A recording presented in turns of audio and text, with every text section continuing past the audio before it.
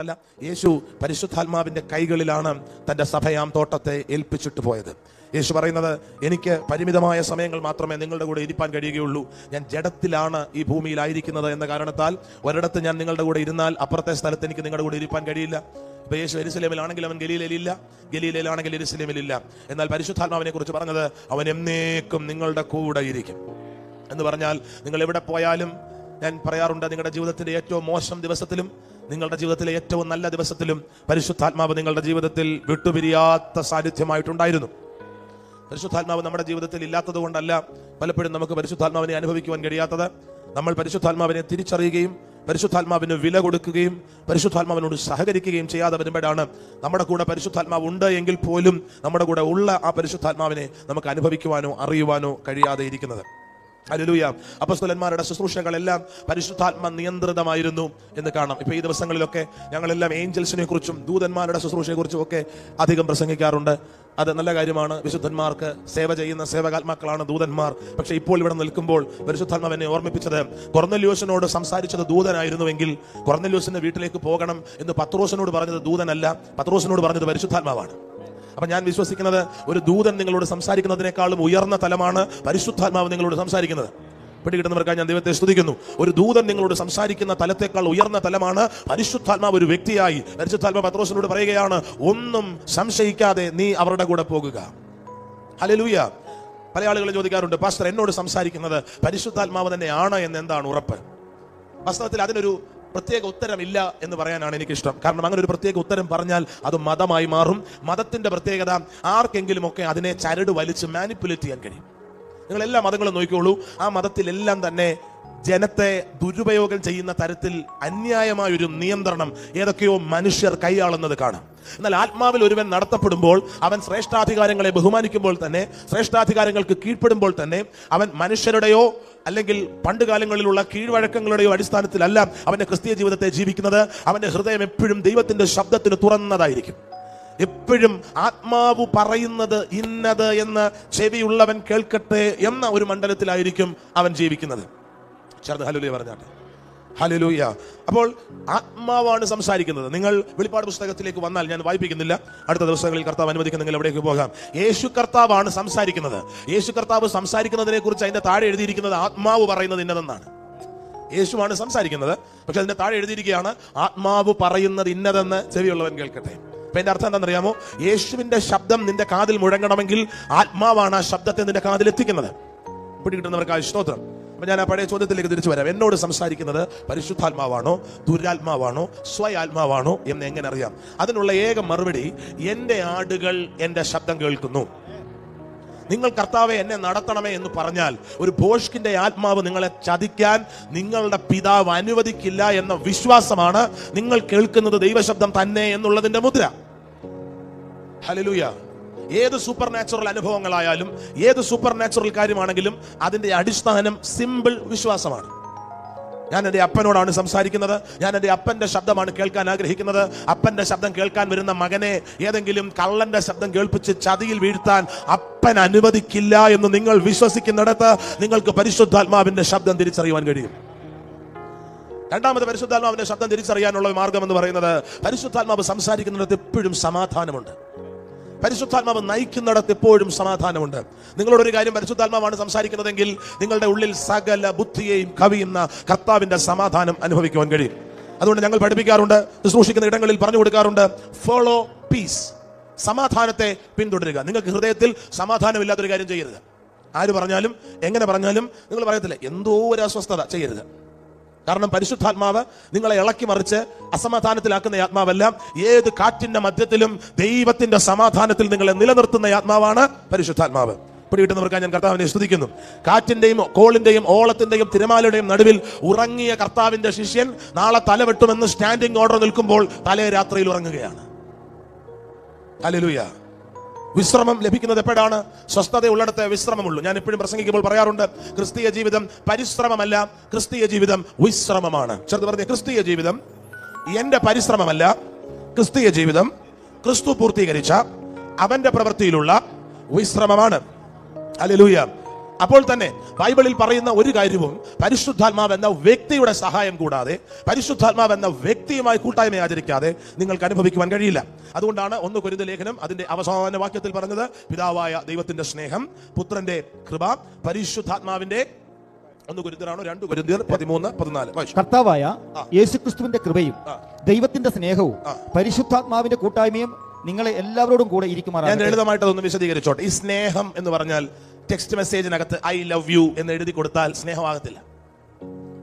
സ്നേഹം എന്നത് ഒരു അറിവല്ല, സ്നേഹം എന്നതൊരു കേൾവിയല്ല, സ്നേഹം എന്നതൊരു ആശയം പോലുമല്ല. സ്നേഹം ഒരു അനുഭവമാണ്. പിതാവായ ദൈവത്തിന്റെ സ്നേഹം നിങ്ങൾക്ക് അറിയാൻ കഴിയില്ല, അനുഭവിക്കാനേ കഴിയുകയുള്ളൂ. ഹല്ലേലൂയ. നിങ്ങൾ ഒരാളെ സ്നേഹിക്കുന്നുവെങ്കിൽ അത് ഭൗതികമായ സ്നേഹമല്ല. നിങ്ങൾ ഒരാളെ സ്നേഹിക്കുന്നുവെങ്കിൽ നിങ്ങളുടെ പ്രവൃത്തിയിൽ നിന്നാണ് നിങ്ങൾക്ക് ആ വ്യക്തിയോടുള്ള സ്നേഹം വായിച്ചെടുക്കാൻ കഴിയുന്നത്. മനസ്സിലാകുന്നവർക്കായി സ്തോത്രം. അപ്പൊ പിതാവായ ദൈവത്തിന്റെ സ്നേഹം അനുഭവിക്കേണ്ടതാണ്. ഇനി പുത്രന്റെ കൃപ എന്ന് പറഞ്ഞാൽ എന്താണ്? നമ്മൾ ഇന്ന് കാണുന്നതെല്ലാം കൃപയാണ്. പാപിയായ എന്നെ ഒരു നീതിപ്രവൃത്തിയും ചെയ്യാതെ അവൻ കാൽവറിയിൽ നിവർത്തിച്ച നീതിപ്രവൃത്തിയുടെ അടിസ്ഥാനത്തിൽ നീതീകരിച്ച് നിത്യജീവൻ അവകാശിയാക്കി തീർത്തത് തൊട്ട് ഞാനായിരിക്കുന്ന ഓരോ പ്രതികൂലങ്ങളിലും എന്നെ കൃപയുടെ ചിറക് കൊണ്ട് മറച്ച് ഇവിടം വരെ കൊണ്ടുവന്നത് വരെയുള്ള സകലതും കൃപയാണ്. കൃപയും ആശയമല്ല, കൃപയും പ്രസംഗമല്ല, കൃപയും തത്വശാസ്ത്രമല്ല, കൃപയും അനുഭവമാണ്. ഇനി പിതാവ് എവിടെയാണ്? പിതാവ് സ്വർഗത്തിൽ ആണ് എന്ന് വായിക്കുന്നു. പുത്രനാം യേശുക്രിസ്തു എവിടെയാണ്? അവൻ കരയേറിപ്പോയി ദൈവത്തിന്റെ വലതുഭാഗത്തിരുന്നു എന്ന് വേദപുസ്തകം പറയുന്നു. സ്തേഫാനോസിനെ കല്ലെറിയുന്ന സമയം ആത്മനിറവിൽ സ്തേഫാനോസ് നോക്കിയപ്പോൾ ആ സമയത്തേക്കെങ്കിലും അവൻ നിൽക്കുന്നതായി കണ്ടു എന്ന് വായിക്കുന്നു. പുത്രനും പിതാവും ഇന്ന് ഭൂമിയിലില്ല. ഇന്ന് ഭൂമിയിലുള്ള തൃത്വത്തിലെ ഏക വ്യക്തിത്വം ദൈവത്തിന്റെ പരിശുദ്ധാത്മാവാണ്. അർത്ഥത്തിൽ പിതാവിന്റെ സ്നേഹമോ പുത്രന്റെ കൃപയോ നിങ്ങൾ അനുഭവിക്കുന്നത് പരിശുദ്ധാത്മാവ് എന്ന വ്യക്തിയുമായിട്ടുള്ള കൂട്ടായ്മയിലാണ്. ഹല്ലേലൂയ. നമ്മൾ ഉഴപ്പൻ ക്രിസ്ത്യാനിയിൽ നിന്ന് എരിവുള്ള ക്രിസ്ത്യാനിയായി മാറുന്നത് പിതാവിന്റെ സ്നേഹം എന്ത് എന്ന് ആത്മാവിൽ വെളിപ്പെട്ട് കിട്ടുമ്പോഴാണ്. നമ്മൾ ഇവിടെ വന്നത് നമ്മുടെ ജോലിയുടെ പ്രശ്നം മാറാനും കുടുംബ പ്രശ്നം മാറാനും രോഗം മാറാനും ഒക്കെയാണ്. പക്ഷെ അതിന്റെ പേരിലുള്ള നന്ദിയും അതിന്റെ പേരിലുള്ള സമർപ്പണവും ഒക്കെ ഏതാനും ചില ദിവസങ്ങൾ മാത്രമേ അവശേഷിക്കുകയുള്ളൂ. എന്നാൽ എത്ര വലിയ സ്നേഹമാണ് കാൽവറിയിൽ എനിക്ക് ലഭിച്ചത് എന്ന് പരിശുദ്ധാത്മാവ് നിനക്ക് വെളിപ്പെടുത്തി തന്നാൽ നീ പറയും, എന്റെ കഴുത്തിലെ ചങ്കിലെ അവസാന തുള്ളി രക്തവും ഒഴുക്കേണ്ട വന്നാലും ഈ യേശുവിന്റെ മാർഗം വിട്ട് ഞാൻ മാറത്തില്ല. ഈ കർത്താവിന് വേണ്ടി ഞാൻ ജീവിക്കും. ഈ കർത്താവിന് വേണ്ടി ഞാൻ ഓടും. അതൊരു പാസ്റ്റർക്കും നിങ്ങൾക്ക് ചെയ്തു തരാൻ കഴിയില്ല. അത് നിങ്ങളിൽ വെളിപ്പെടുത്തുന്നത് ദൈവത്തിന്റെ പരിശുദ്ധാത്മാവാണ്. ഹല്ലേലൂയ. ചെറുത് പറഞ്ഞേ, പിതാവിന്റെ സ്നേഹം. വേദപുസ്തകം പറയുന്നു, പിതാവ് നമുക്ക് എത്ര വലിയ സ്നേഹം നൽകിയിരിക്കുന്നു. എത്ര വലിയ സ്നേഹം എന്ന് എഴുതി വായിച്ചാൽ എത്ര വലിയ സ്നേഹമാണെന്ന് മനസ്സിലാകത്തില്ല. എത്ര വലിയ സ്നേഹം എന്നും വെളിപ്പെടുത്തി തരണം. ഹല്ലേലൂയ. നമുക്കോ അവന്റെ ആത്മാവിനാൽ വെളിപ്പെടുത്തപ്പെട്ടിരിക്കുന്നു എന്ന് കാണുന്നു. ഹല്ലേലൂയ. വായിച്ച് ഗ്രഹിക്കുവാൻ കഴിയുന്നതല്ല ഒരു ക്രിസ്തീയ സത്യവും. എല്ലാ ക്രിസ്തീയ സത്യങ്ങളും ആത്മാവിൽ വെളിപ്പെട്ടു വരേണ്ടതാണ്. ഈ യോഗത്തിന്റെ ഇടയിൽ നിങ്ങളിൽ ചിലരുടെയെങ്കിലും ഹൃദയത്തെ പരിശുദ്ധാത്മാവ് ചലിപ്പിച്ചിട്ട് ആത്മീക യാഥാർത്ഥ്യങ്ങളിലേക്ക് കർത്താവ് നിങ്ങളുടെ ഹൃദയങ്ങളെ തുറക്കട്ടെ എന്ന് ഞാൻ പ്രാർത്ഥിക്കുന്നു. ഇനി പുത്രന്റെ കൃപ. ഹല്ലേലൂയ. പുത്രന്റെ കൃപ എന്ന് പറയുന്നത് എന്തുമാത്രം വലുപ്പമുള്ളതാണ് എന്ന് നിങ്ങൾക്ക് പരിശുദ്ധാത്മാവ് വെളിപ്പെടുത്തി തന്നാൽ നിങ്ങൾ ഈ ഭൂമിയിൽ ഒരു അത്യന്തം ജയകരമായ ജീവിതം നയിക്കുന്നയാളായി മാറും. ഒരു ഭൂതത്തിന് നിങ്ങളെ തോൽപ്പിക്കാനൊക്കത്തില്ല. ഒരു നരകത്തിന്റെ ശക്തിക്ക് നിങ്ങളെ തോൽപ്പിക്കാനൊക്കത്തില്ല. ചില ആളുകൾ ചിന്തിക്കുന്നത് പോലെ ദൈവം എനിക്കായി സ്വർഗത്തിൽ ജീവിക്കുന്നു എന്ന് ചിന്തിക്കുമ്പോഴാണ് ജീവിതം ദുസ്സഹവും ദുർഘടവുമായി മാറുന്നത്. കാരണം ഞാൻ ഇങ്ങനെ ജീവിക്കുകയാണ്, ഞാൻ ഇനി കണ്ടുപിടിക്കണം അടുത്ത എന്താ ചെയ്യേണ്ടത്, ഭാവി എന്താണ്, എപ്പോഴാണ് വീട് വെക്കേണ്ടത്, എങ്ങനെയാണ് തലമുറകളെ പഠിപ്പിക്കേണ്ടത്. എന്നിട്ട് ഞാൻ ദൈവത്തോട് പറയുകയാണ്, ദൈവമേ ഇതാണ് എന്റെ പ്ലാൻ, എന്നെ സഹായിക്കണം, എന്നെ സഹായിക്കണം. ഇങ്ങനെ ജീവിക്കുമ്പോൾ ജീവിതം പിരിമുറുക്കമുള്ളതായിട്ട് മാറും. എന്നാൽ നേരെ തിരിച്ച് നിങ്ങൾക്കൊരു വെളിപാട് കിട്ടിയാൽ, ഞാൻ ഈ ഭൂമിയിൽ ജീവിക്കുന്നത് കർത്താവിന് വേണ്ടിയിട്ടാണ്. തിരിച്ചു ചിന്തിക്കുമ്പോൾ വരുന്ന പ്രത്യേകത, ഞാൻ ഉണർന്നെഴുന്നേൽക്കുമ്പോൾ യേശുവാ എന്റെ ഉത്തരവാദി. എന്റെ മുമ്പിൽ തുറക്കേണ്ട വാതിൽ തുറന്നിരിക്കും. എനിക്ക് വേണ്ടി വെളിപ്പെട്ട് വരേണ്ട നന്മ വെളിപ്പെട്ട് വന്നിരിക്കും. കാരണം ഞാൻ അവന്റെ മഹിമ കണ്ട സാക്ഷിയാണ്. ഞാൻ പോകുന്നിടത്തെല്ലാം ക്രിസ്തുവിന്റെ നാമത്തെ ഉയർത്തുന്നവനാണ്. ഞാനല്ല എന്റെ ജീവിതത്തെ തീരുമാനിക്കുന്നത്, എന്നെ നടത്തുന്നവന്റെ കരം എന്റെ പിറകിലുണ്ട്. ദൈവാത്മാവ് നടത്തുന്നവർ എല്ലാം ദൈവത്തിന്റെ മക്കളാകുന്നു. 2018 തികച്ചും ഇടത്തരം എന്ന് പറയാവുന്ന ഒരു കുടുംബത്തിൽ നിന്ന് CA പഠനത്തിന്റെ മധ്യത്തിൽ വെച്ച് പഠനം അവസാനിപ്പിച്ച് പൂർണ്ണസമയ സുവിശേഷ വേലയ്ക്ക് ഇറങ്ങിയപ്പോൾ ഞാൻ പൈ ചാർട്ട് വരച്ച് ജീവിതം ഇനി എങ്ങനെ ആയിത്തീരുമെന്നുള്ളതിന്റെ പ്രോസ് ആൻഡ് കോൺസിനെ ഒന്നും വിലയിരുത്തിയിട്ടല്ല ആ തീരുമാനമെടുത്തത്. എന്റെ ഹൃദയത്തിൽ എവിടെയോ ഒരു നേർത്ത ശബ്ദത്തിൽ പരിശുദ്ധാത്മാവ് എന്നോട് പറയുന്നു, മോനെ നീ ഇറങ്ങിക്കോ, ഞാൻ നിന്റെ കൂടെ കാണും, നീ ഇറങ്ങിക്കോ, ഞാൻ നിന്നെ നടത്തും. 2025 കുവൈറ്റിന്റെ മണ്ണിൽ നിന്നുകൊണ്ട് എനിക്ക് പറയാൻ കഴിയും, എന്റെ യേശു ഇന്നുവരെയും വിശ്വസ്തനായിരുന്നു, ഇന്നുവരെയും മതിയായവനായിരുന്നു. അവൻ ഒരിക്കൽ പോലും എന്നെ പട്ടിണിക്കിട്ടില്ല, ഒരിക്കൽ പോലും എന്നെ വസ്ത്രമില്ലാത്തവനാക്കിയില്ല, ഒരിക്കൽ പോലും അവൻ എന്നെ കൈവിട്ടില്ല. ഇന്നേ ദിവസം വരെ എന്റെ കർത്താവ് എനിക്ക് നല്ലവനായിരുന്നു, എന്റെ യേശു എനിക്ക് വിശ്വസ്തനായിരുന്നു. ഞാൻ ആലോചിച്ചെടുത്ത തീരുമാനമല്ല, എന്റെ ഹൃദയത്തിൽ എന്നെ നടത്തുന്നവന്റെ കരമാണ് എന്നെ ഈ തീരുമാനത്തിലേക്ക് വഴി നടത്തിയത്. അതുകൊണ്ട് കനമേറിയ തീരുമാനങ്ങളൊക്കെ എടുക്കാനായിട്ട് നിന്റെ ബുദ്ധി, നമ്മളിൽ പല ആളുകളും പണ്ട് ഒരു ചൊല്ലുണ്ട്, ചിന്തിച്ചാൽ ഒരു അന്തവുമില്ല, ചിന്തിച്ചില്ലെങ്കിൽ അൺപാർലമെന്ററി ആയതുകൊണ്ട് പറയുന്നില്ല, അൺപാർലമെന്ററി അല്ല എന്നാലും പറയുന്നില്ല, ദൈവവചനത്തിന്റെ ഒരു സ്റ്റാൻഡേർഡ് വെച്ചിട്ട് ചിന്തിച്ചാൽ ഒരു അന്തവുമില്ല, ചിന്തിച്ചില്ലെങ്കിൽ പ്രത്യേക ഒരു തരം ആയുധവുമില്ല. ഹല്ലേലൂയ, സ്തോത്രം. നമ്മളിൽ പലരും ചില കാര്യങ്ങളിൽ ഇടപെടാത്തതിന്റെ കാര്യം അതിനെക്കുറിച്ച് ആലോചിക്കുമ്പോൾ തന്നെ വട്ടളകും. അതുകൊണ്ട് പിന്നെ ആലോചിക്കുന്നില്ലെന്നങ്ങ് വെച്ചു. എടാ കടം വീട്ടുന്ന കാര്യം നോക്കാം, എടാ ആ ലോൺ നോക്കാം. കാരണം സ്വന്തം പ്രാപ്തി കൊണ്ട് ഇത് നടപടിയാകത്തില്ലെന്ന് പുള്ളിക്ക് നല്ല ബോധ്യമുണ്ട്. അതുകൊണ്ടാണ് പുള്ളി അതിനെക്കുറിച്ച് ചിന്തിക്കാൻ പോലും പോകുന്നില്ല. എന്നാൽ എന്റെ ജീവിതത്തിലെ അനുഭവത്തിൽ ഞാൻ പറയട്ടെ, എത്ര വലിയ കടുങ്കട്ടാണെങ്കിലും നീ പരിശുദ്ധാത്മാവിനെ ഇങ്ങനെ ഫോളോ ചെയ്യാവുന്നുണ്ടെങ്കിൽ നീ പോലും അറിയാതെ നീ ഡേഞ്ചർ സോൺ പാസ് ചെയ്തു പോകുന്നത്. മരണം നിഴൽ താഴ്വരയിൽ കൂടെ നടന്നാലും ഞാനൊരു അനർത്ഥവും ഭയപ്പെടത്തില്ല. പലരുടെയും മരണങ്ങൾ നിന്റെ വശത്ത് 1000 പേരും നിന്റെ വലതുവശത്ത് 10,000 പേരും വീണെങ്കിലും ഒരു നിയന്ത്രണം നിന്റെ മേലുള്ളതിനാൽ, ഒരു നടത്തിപ്പ് നിന്റെ മേലുള്ളതിനാലാണ് നീ പുറത്തു വന്നത്. ചേർന്ന് കരമുയർത്തി ഹല്ലേലൂയ പറഞ്ഞാട്ടെ. സുവിശേഷ വേലയ്ക്ക് ഇറങ്ങിയപ്പോൾ എന്റെ സ്വന്തം കസിൻസ് എന്നോട് പറഞ്ഞടാ, സുവിശേഷ വേലയ്ക്ക് ഇറങ്ങിയ നാണക്കേടാണ്, സുവിശേഷ വേല ചെയ്യുന്നത് നാണക്കേടാണ്. കാരണം ആരുടെയെങ്കിലും മുമ്പിൽ ഓച്ചാനിച്ച് നിൽക്കേണ്ടതായി വരും എന്തെങ്കിലും കാര്യം നടക്കണമെങ്കിൽ. പക്ഷെ ഇന്ന് എനിക്ക് തന്റെ ഇടത്തോടെ പറയാം, കുവൈറ്റ് വന്നിട്ട് ചേട്ടാ എനിക്കൊരു യോഗം തരണം എന്ന് പറഞ്ഞ് ഒരുത്തന്റെ മുമ്പിലും പോയി നിൽക്കേണ്ട വന്നില്ല. കാരണം വിളിച്ച ദൈവം വിശ്വസ്തൻ. എനിക്ക് ഇങ്ങോട്ടുള്ള വഴി അറിയത്തില്ല, ഇങ്ങോട്ടുള്ള റൂട്ട് അറിയത്തില്ല, ഇവിടെ ഇങ്ങനെ ഒരു സ്ഥാപനം ഉണ്ടെന്ന് അറിയത്തില്ല. പക്ഷെ ഞാൻ ഇന്നിവിടെ നിന്ന് പ്രസംഗിക്കാൻ കാര്യം നടത്തിക്കൊണ്ട് വന്നതാണ് ഇവിടം വരെ. ആമേൻ. മാരാമണ്ണുള്ള എന്റെ വീട്ടിൽ നിന്ന് വെളിയിലോട്ട് ഇറങ്ങിയിട്ട് ഈ NECK ഹാളിന്റെ വാതിലിനകത്തോട്ട് കയറുന്നിടം വരെ എന്നെ നടത്തുന്നവന്റെ കരം ഞാൻ അനുഭവിച്ചുകൊണ്ടാണ് വന്നത്. ആരോടൊക്കെയോ പരിശുദ്ധാത്മാവ് പറയുന്നു, ഒരു ചുവട് വെക്കാൻ നീ തയ്യാറാണെങ്കിൽ നടത്തുവാൻ പരിശുദ്ധാത്മാവ് നിന്റെ അരികിലുണ്ട്. നടത്തുന്ന ആ സമാധാനത്തിന്റെ അവൻ വഴിയിൽ നിന്നെ നടത്തുന്ന പരിശുദ്ധാത്മാവിന്റെ ആ കരത്തെ അനുഭവിക്കുന്നവർക്കായി സ്തോത്രം. എത്ര പേര് ദൈവ സാന്നിധ്യം അനുഭവിക്കുന്നുണ്ട്? പരിശുദ്ധാത്മാവുമായിട്ടുള്ള ബന്ധത്തിലാണ് പുതിയ നിയമത്തിലെ പല അനുഭവങ്ങളും നിങ്ങൾക്ക് യാഥാർത്ഥ്യമായിട്ട് മാറുന്നത്. നിങ്ങൾ റോമാലേഖനം 6 വായിച്ചാൽ വളരെ പ്രത്യേകതയുള്ള ചില കാര്യങ്ങൾ അവിടെ എഴുതപ്പെട്ടിരിക്കുന്നത് നിങ്ങൾക്ക് കാണാൻ കഴിയും. ഞാനത് വിശദീകരിക്കാനല്ല, പക്ഷേ ഇങ്ങനൊക്കെ ബൈബിളിൽ ഉണ്ടായിരുന്നോ എന്ന് ചിന്തിക്കത്തക്ക വണ്ണം അവിടെ അതിന്റെ 6-ാം അധ്യായം 1-ാം വാക്യം മുതൽ വായിക്കുന്നത്, ആകയാൽ, റോമാലേഖനം 6:1 മുതൽ ഞാൻ തന്നെ വായിക്കുകയാണ്.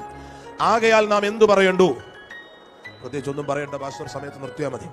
അങ്ങനെ ഇരിക്കുന്നവർ ഓർത്ത് ഞാൻ കർത്താവിനെ സ്തുതിക്കുന്നു. ആകയാൽ നാം എന്തു പറയണ്ടു? കൃപ പെരുകേണ്ടതിന് പാപം ചെയ്തുകൊണ്ടിരിക്കുക എന്നോ? ഇത് പറയാനുള്ള സാഹചര്യം 5-ാം അധ്യായത്തിലുണ്ട്.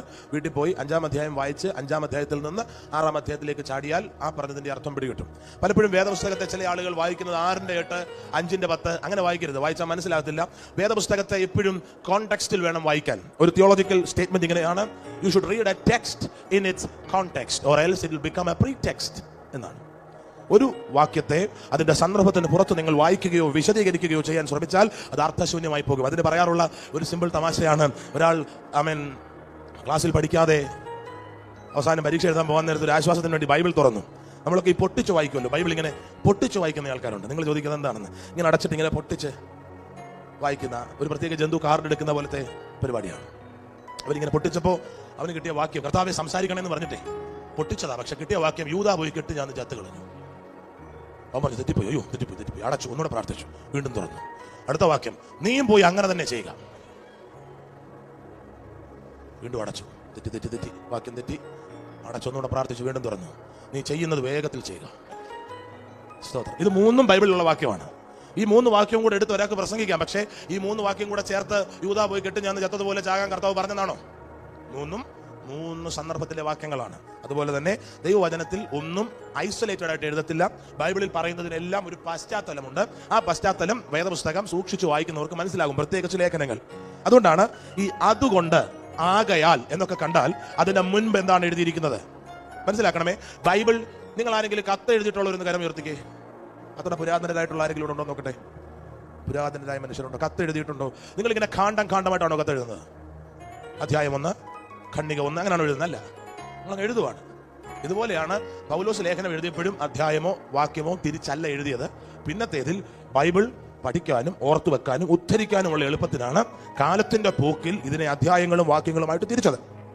അതുകൊണ്ട് അധ്യായവും വാക്യവും നോക്കി വായിച്ചാൽ വചനം മനസ്സിലാകണമെന്നില്ല, ഒറ്റ ലേഖനമായിട്ട് വായിക്കണം. മനസ്സിലാകുന്നവർക്കായ സ്തോത്രം. ചിലപ്പോൾ 1:1 പറഞ്ഞു തുടങ്ങുന്ന കാര്യം അതിന്റെ കൺക്ലൂഷനിൽ എത്തുന്നത് ചിലപ്പോൾ 8:10 മനസ്സിലാക്കാൻ പറഞ്ഞാൽ. അപ്പോൾ ഇംഗ്ലീഷിലൊരു ചൊല്ലുണ്ട്, അത് തിയോളജിമാർ പറയുന്നതാണ്, when you see a therefore you should see why it is therefore എന്നാണ്. ഒരു പണ്ണാണ്, ലാംഗ്വേജ് പണ്ണാണ് എന്ന് പറഞ്ഞാൽ പോലും പറയാം. എവിടെയെങ്കിലും ഒരു therefore കണ്ടാൽ, ആകയാൽ, അതുകൊണ്ട് എന്നൊക്കെ കണ്ടാൽ എന്തിനാണ് അതുകൊണ്ട് എന്ന് എഴുതിയിരിക്കുന്നതെന്ന് നിങ്ങൾ അന്വേഷിക്കണം. സ്തോത്രം.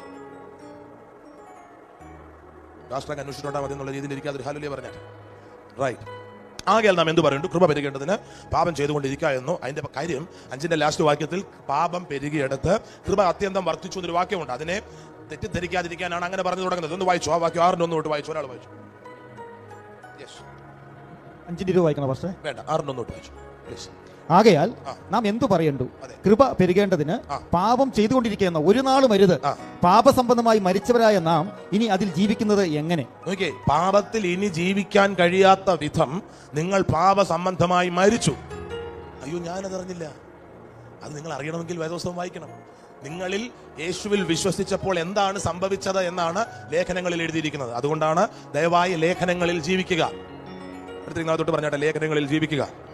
പക്ഷെ ബാബു ചെറിയാൻ പറയുന്നത് പോലെ ദാവീദ് ഗുഹയിൽ നിന്ന് ഇറങ്ങി വരുമ്പോഴത്തേന് നമ്മുടെ സഭായോഗത്തിന് ആശീർവാദം പറയും. മിക്കവാറും കേരളത്തിൽ എല്ലായിടത്തും ദാവീദ് പുത്രനെ കുറിച്ച് പറഞ്ഞാൽ തന്നെ പത്രോസും ബോട്ടും മീനും വലയും 5 അപ്പവും 2 മീനും തൈലപ്പാത്രവും അങ്ങനത്തെ കാര്യങ്ങളൊക്കെയാണ് പറയുന്നത്. പക്ഷേ പരിജ്ഞാന പൂർത്തി പ്രാപിപ്പാൻ ശ്രമിക്കുക എന്ന് അപ്പസ്തലൻ പറയുന്നുണ്ട്.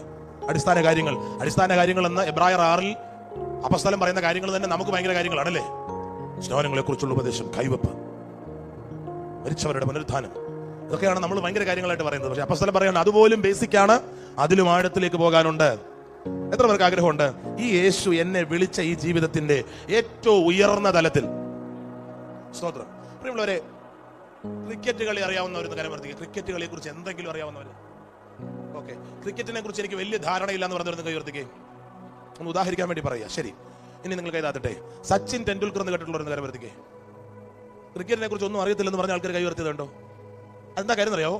ഒത്തിരി ക്രിക്കറ്റ് കളിക്കാരുണ്ടെങ്കിലും ചില ക്രിക്കറ്റ് കളിക്കാര് എന്തുവായാലും ഇറങ്ങിയാൽ ഇതിൽ ഒന്നാമനാകണം. അവരെല്ലാ വിലയും മുടക്കി പരമാവധി അധ്വാനിച്ച് അവർ പ്രതിനിധാനം ചെയ്യുന്ന സ്പോർട്ടിനും മോളിക്കറും. മനസ്സിലാരാമേ പറഞ്ഞാട്ടെ. ഫുട്ബോൾ കളിയെ കുറിച്ച് ഓഫ് സൈഡ് എന്താണ്, ഓൺ സൈഡ് സൈഡ് ഉണ്ടോ എന്ന് എനിക്കറിയത്തില്ല. ഓഫ് സൈഡ് എന്താണ്, ഗോൾ പോസ്റ്റ് എന്താണ് ഇതിന്റെ പരിപാടി എന്ന് അറിയാത്തവരോട് ചോദിച്ചാൽ ചിലപ്പോൾ റൊണാൾഡോ എന്ന് പറഞ്ഞാൽ അറിയും, മെസ്സി എന്ന് പറഞ്ഞാൽ അറിയും. കാരണം അവർ ആ ഗെയിമിന് മുകളിലാണ്. അപ്പൊ നിങ്ങൾ ചോദിക്കുന്നത് എന്താ പറഞ്ഞു വരുന്നത് ഇതിനകത്ത് ഇറങ്ങിയാൽ അടുത്തേക്ക് നാളെ തൊട്ടച്ച് പറഞ്ഞു എന്തുവായാലും നനഞ്ഞു, ഇനി കുളിച്ച് കയറുന്നതല്ലേ നല്ലത്. മനസ്സിലാകുന്നവർക്കായിട്ട് എന്തുവായാലും ഇതിനിറങ്ങി എന്നാ പിന്നെ ഇതിന്റെ ആ മഹത്വത്തിൽ ജീവിക്കുന്നതല്ലേ നല്ലത്. ചുമ്മാ തട്ടിക്കൂട്ടായിട്ട് ജീവിക്കുന്നതിലും നല്ലത്, ചുമ്മാ ദൈവത്തിന് ഗുണവുമില്ല സാത്താന് ദോഷവുമില്ല എന്ന് പറഞ്ഞ് ജീവിക്കുന്നതിലും നല്ലത് മഹത്വം ചുമക്കുന്നവരായി തീരുന്നതല്ലേ. നിങ്ങൾക്ക് പാർട്ടിക്കിൾ ഫിസിക്സിനെ കുറിച്ചോ ക്വാണ്ടം ഫിസിക്സിനെ കുറിച്ചോ അല്ലെങ്കിൽ വെറും ഫിസിക്സിനെ കുറിച്ചോ ഒരു ധാരണയില്ലെങ്കിൽ നിങ്ങൾ ഐൻസ്റ്റീൻ എന്ന് കേട്ടിരിക്കും. കാരണം ചിലർ അവർ പ്രതിനിധാനം ചെയ്യുന്ന ഫീൽഡിന് മുകളിൽ പോയി. പിടിയിട്ടവർക്കായി ഞാൻ കർത്താവിനെ സ്തുതിക്കുന്നു. ഞാൻ ഇവിടെ ഇരിക്കുന്ന ചിലരെ നോക്കിയിട്ട് പറയുകയാണ്, പൗലോസ് പറഞ്ഞതുപോലെ മുൻപിലുള്ളതിനെ മറന്ന് മുൻപിലുള്ളതിനെ ആഞ്ഞുകൊണ്ട്. ചില ആളുകൾ സഭായത്തിന് ഇങ്ങനെ വരുന്നേ, അവർ ആഞ്ഞത് പുറകോട്ടാ. അടുത്ത നിങ്ങൾ പറഞ്ഞു ഇങ്ങനെ വരണമെന്ന് പറഞ്ഞു, മുന്നോട്ടായണമെന്ന് പറഞ്ഞു, തൊട്ട് പറഞ്ഞേ. ചില ആളുകൾ സഭായത്തിൽ വരുന്ന കണ്ടിട്ടുണ്ടോ, അവർ റോഡ് അളന്നാ വരുന്നത്. ഇങ്ങനെ ആടി ആടി ആടി A+B² ഈ റോഡ് ഇത്ര വീതിയുണ്ട്. കാരണം അവർക്ക് പെട്ടെന്ന് വന്നിട്ടൊന്നും സാധിക്കാനില്ല. വന്നാ മതി, യോഗം ഉണ്ടല്ലോ. പാസ്റ്റർ അങ്ങും പോകുന്നില്ലല്ലോ. പാസ്റ്റർ പോകുന്നുണ്ടോ എന്നുള്ളതല്ല, നീ പോകുമെന്നുള്ളതാണ് എനിക്ക് അറിയേണ്ടത്. നീ എന്ന് പറഞ്ഞുകൂടാ, താങ്കൾ അവർകൾ പോകുമോ? മനസ്സിലാകുന്നവരെ ഓർത്ത് ഞാൻ കർത്താവിനെ സ്തുതിക്കുന്നു.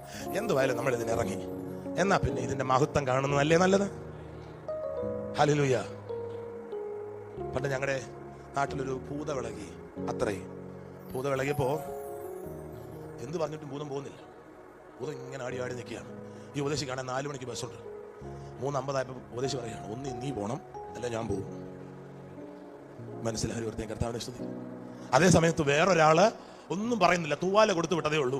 തൂവാല കണ്ടപ്പോ ഇത് നൈലോന്റെ ആണോ കോട്ടന്റെ ആണോ എന്ന് ചോദിക്കുന്നില്ല, ഭൂതം അപ്പോഴേ സ്ഥലം വിട്ടു. ഭൂതം പുറപ്പെട്ടു എന്നാണ് മലയാളം ബൈബിളിൽ. ഞാൻ ആ വാക്ക് ഞാനത് വായിക്കുമ്പോഴൊക്കെ സങ്കല്പിക്കുന്നത്, ഈ തൂവാല വരുന്ന കാണുമ്പോഴേ ഭൂതം പെട്ടിയൊക്കെ പാക്ക് ചെയ്ത് എന്നാ പുറപ്പെടാം. സ്തോത്രം. തിരിച്ചു വരാനൊരു ഉദ്ദേശമില്ല, കാരണം ചില്ലറയാളുടെ തൂവാലയല്ല വരുന്നത്. ഞാൻ കേട്ടിട്ടുണ്ട്, ഈ വാര്യാപുര യോഹന്നാച്ചാനെ കുറിച്ചാണെന്ന എന്റെ ഓർമ്മ. ഒരു വീട്ടിൽ ഒരു ദുരാത്മാവിന്റെ പ്രയാസം ഉണ്ടായ സമയത്ത്, അതോ കെ വി സൈമൺ സാറിന്റെ ആദ്യകാലങ്ങളെ കുറിച്ചാണ്, ഞാൻ ഓർക്കുന്നില്ല, യോഹന്നാച്ചാനെ കുറിച്ചായിരിക്കണം. ഒരു വീട്ടിൽ ദുരാത്മാവിളകി ഇങ്ങനെ പ്രശ്നമാണ്. അപ്പം ആളുകൾ എന്നിട്ട് പറഞ്ഞു, വാര്യാപുര യോഹന്നാച്ചാനോട് പറഞ്ഞു, ഇങ്ങനെ ഒരു ദുരാത്മ പ്രശ്നം ഉണ്ടെന്ന് വന്ന് ശാസിക്കണം. അദ്ദേഹം വരാമെന്ന് ഏറ്റു. അദ്ദേഹം വരാൻ വേണ്ടി മുണ്ടുടുത്ത് തുടങ്ങിയപ്പോഴത്തേക്ക് ഭൂതം അപ്പുറത്ത്, മൈലുകൾക്ക് അപ്പുറത്ത് പറയുകയാണ്, വാര്യാപുരം മുണ്ടുടുത്തു എന്ന്.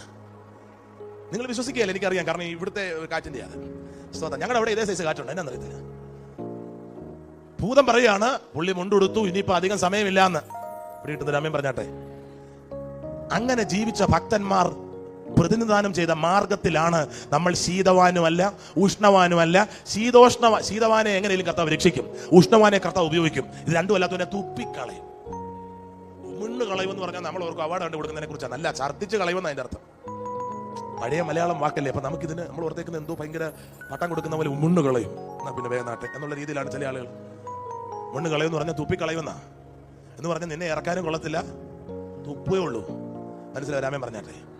ഞാൻ വീണ്ടും പറയുന്നു, പിന്മാറ്റക്കാരനാണ് കർത്താവ് രക്ഷിക്കും, കത്ത് നിൽക്കുന്നവനാണ് കർത്താവ് ഉപയോഗിക്കും. ഇത് രണ്ടും അല്ലാത്തവനെ ആര് വിചാരിച്ചാലും രക്ഷിക്കാനൊക്കെയല്ല. അതുകൊണ്ട് ദൈവത്തെ ഓർത്തൊന്ന് തീ പിടിക്കുക ഈ പകലിൽ. ദൈവത്തെ ഓർത്തൊരു ആത്മശക്തി പ്രാപിക്കുക ഈ ദിവസങ്ങളിൽ. ദൈവത്തിന് നിങ്ങളെക്കുറിച്ച് വലിയ സ്വപ്നമുണ്ട്. ദൈവത്തിന് നിങ്ങളെക്കുറിച്ച് വലിയ പദ്ധതിയുണ്ട്. ദൈവത്തിന് നിങ്ങളെക്കുറിച്ച് വലിയ പദ്ധതിയുണ്ട്. ദൈവത്തിന് നിങ്ങളെക്കുറിച്ച് വലിയ പദ്ധതിയുണ്ട്. എവിടെയോ അടിമപ്പണി ചെയ്ത്, എവിടെയോ ഏതോ മനുഷ്യരുടെ സ്വപ്ന സാക്ഷാത്കാരത്തിന് വേണ്ടി രാവും പകലും ഉറക്കം ഉളയ്ക്കുന്നതിനല്ല ദൈവം നിന്നെ വിളിച്ചത്. നിന്നെ വിളിച്ചത് ദൈവത്തിന്റെ സ്വപ്നത്തിന് വേണ്ടി ഓടാനാണ്. ഓ, എല്ലാരും കേട്ടില്ല, എല്ലാരും കേട്ടില്ല, എല്ലാരും കേട്ടില്ല, എല്ലാരും കേട്ടില്ല. ദൈവത്തിന്റെ സ്വപ്നത്തിന് വേണ്ടി ഓടാനാണ് നിന്നെ വിളിച്ചത്. അതിനൊരു എക്സ്ക്യൂസ് ആണ് നിന്റെ ജോലി. ഈ രാജ്യത്ത് നിന്നെ കൊണ്ടുവരാനുള്ള ഒരു എക്സ്ക്യൂസ് മാത്രമായിരുന്നു നിങ്ങൾക്കുള്ള എല്ലാ ഉത്തരവാദിത്തങ്ങളും. ഞാനൊരു കാര്യം നിങ്ങളോട് പറയാം. എന്നോട് എന്നെ മെന്റർ ചെയ്യുന്ന പാസ്റ്റർ പറഞ്ഞതാണ്, ഞാൻ പിള്ളേരെ പഠിപ്പിക്കാനൊന്നും പോകത്തില്ല, നിങ്ങൾ അങ്ങനെ ചെയ്യണമെന്നല്ല. അദ്ദേഹത്തിന്റെ ഫെയ്ത്ത് അദ്ദേഹം പറഞ്ഞതാ. നിങ്ങൾ ഒരാളുടെ വിശ്വാസം മാതൃകയാക്കുക, ജീവിതം മാതൃകയാക്കാൻ ഞാൻ പറയത്തില്ല, കാരണം ഓരോരുത്തരുടെ വിളി ഓരോ രീതിയില്ല. അദ്ദേഹം പറയുന്നത്, ഞാൻ എന്റെ പിള്ളേരെ പഠിപ്പിക്കാനൊന്നും പോകത്തില്ല, കാരണം ഇപ്പൊ ഞാനൊക്കെ എന്റെ അനിയനെ ഒരു സമയത്ത് പഠിപ്പിക്കാൻ വരുന്നത് 5 മിനിറ്റിനുള്ളിൽ ഒന്നും അവൻ എന്നെ അടിക്കില്ല, ഞാൻ അവനെ അടിക്കും. രണ്ടിലേതിലൊന്നും ഉറപ്പായിട്ട് നടക്കും, കാരണം ക്ഷമയില്ല എന്നുള്ളതാണ്. സ്തോത്രം. എന്നെ അവൻ അടിക്കുകയല്ല, നല്ല ചെറുക്കണം. ഞാൻ അവനെ കുറിച്ച് അപവാദം പറഞ്ഞത് അവൻ കണ്ടേച്ച് പറയുന്നത്. സ്തോത്രം. ഞാനും എൻ്റെ അനിയനും തമ്മിൽ 9 വയസ്സിന്റെ വ്യത്യാസമുണ്ട്. അപ്പൊ ഞാൻ പറഞ്ഞു വന്നത്, അദ്ദേഹം പറയുകയാണ്, പിള്ളേരെ ഞാനൊന്നും പഠിപ്പിക്കത്തില്ല, അവരെ പഠിപ്പിക്കാൻ ദൂതന്മാരുണ്ട്, സുവിശേഷം പ്രസംഗിക്കാൻ ദൂതം പോകത്തില്ല, അതിന് ഞാൻ വേണമെന്ന്. അദ്ദേഹത്തിന്റെ രണ്ടാമത്തെ മകള് ഒരു യൂണിവേഴ്സിറ്റി, ഞാനിതൊക്കെ പറഞ്ഞു കഴിഞ്ഞാൽ ആളെ പിടികിട്ടും. നമ്മളൊരാളെ ഉയർത്തേണ്ട, അവർക്കും ചിലപ്പോൾ അവരുടെ പേഴ്സണൽ കാര്യങ്ങൾ പറയുന്നതിനോട് താല്പര്യം കാണത്തില്ല. അദ്ദേഹത്തിന്റെ രണ്ടാമത്തെ മകള് ഒരു കോളേജിൽ നിന്ന് 1ാം റാങ്ക് മേടിച്ചാണ് കോഴ്സ് പാസ്സായത്. കാസറ്റ് കുരുങ്ങുമ്പോൾ കേൾക്കുന്ന പോലത്തെ ആമേനെ ഞാൻ കേട്ടത്. ആമേൻ ആമേൻ ആമേൻ ചേർന്ന് നല്ലൊരു ആമേൻ പറഞ്ഞാട്ടെ. അദ്ദേഹത്തിന്റെ വിശ്വാസം പറയുകയാണ്, എന്റെ മോളെ പഠിപ്പിക്കാൻ ദൂതന്മാർ ഇറങ്ങി വരുമെന്ന്. പിന്നെ ദൂതന്മാർക്ക് അതാണോ പണി? പിന്നെ ദൂതന്മാർക്ക് എന്തോ പണി?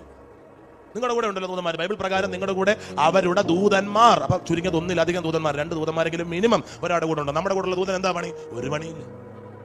നിങ്ങൾ പോകുന്ന അവിടുത്തെ ഏതെങ്കിലും സർവേക്കല്ലിൽ ഇരിക്കുക, പിന്നെ ഇടയ്ക്കിടയ്ക്ക് ഇടത്തോടും വലത്തോടും ഒക്കെ പറക്കുക. സ്തോത്രം. പിന്നെ ഇടയ്ക്കിടയ്ക്ക് സ്വർഗത്തിൽ ചെല്ലും. അവൻ വല്ലതും പറഞ്ഞായിരുന്നോ? അന്നാ പൊക്കും. കാരണം സ്വർഗത്തിൽ വിളിപ്പിക്കും. ഇവിടെ എന്താ നടന്നെന്ന് അറിയാൻ സ്റ്റാറ്റസ് റിപ്പോർട്ടിന് വിളിപ്പിക്കും. ഇതൊക്കെ എവിടെ ആയിരിക്കും? ബൈബിൾ തുറന്ന് വായിച്ചു നോക്കണം, അവിടെ ഉണ്ട്. എന്ന് ചോദിക്കും, അവൻ എന്തെങ്കിലും പറഞ്ഞായിരുന്നു. പക്ഷെ അത് കഴിഞ്ഞ് ഞാൻ അങ്ങോട്ട് പൊങ്ങിയപ്പോ തിരിച്ചു പറഞ്ഞു, യേശുവിന്റെ നാമത്തിൽ വഴി തുറക്കട്ടെ എന്ന് പറഞ്ഞപ്പോൾ ഞാൻ പറഞ്ഞതാ വഴി തുറക്കാൻ വേണ്ടിയിട്ട്. അങ്ങോട്ട് തുടങ്ങിയപ്പോ പറഞ്ഞു, അല്ലേലും എനിക്ക് ഈ കഷ്ടതയെ ഉള്ളൂ. ദൂരം ട്രിപ്പ് ക്യാൻസൽ ചെയ്തിട്ടെങ്കിൽ പോലും നമ്മളൊക്കെ ഈ ഊബറൊക്കെ വിളിച്ചിട്ട് പാതിയാവുമ്പോൾ driver is on the way എന്ന് പറയുമ്പോൾ ക്യാൻസൽ ചെയ്യത്തില്ലേ എന്ന് പറഞ്ഞ പോലെ അടുത്തേക്ക് നാളെ തൊട്ട് പറഞ്ഞു ഏഞ്ചൽ ഈസ് ഓൺ ദ വേ, പക്ഷെ ക്യാൻസൽ ചെയ്തേക്ക്. അടുത്തേക്ക് നാളെ തൊട്ട് പറഞ്ഞു ചുമ്മാ മാറ്റി പറയില്ലെന്ന് പറഞ്ഞു.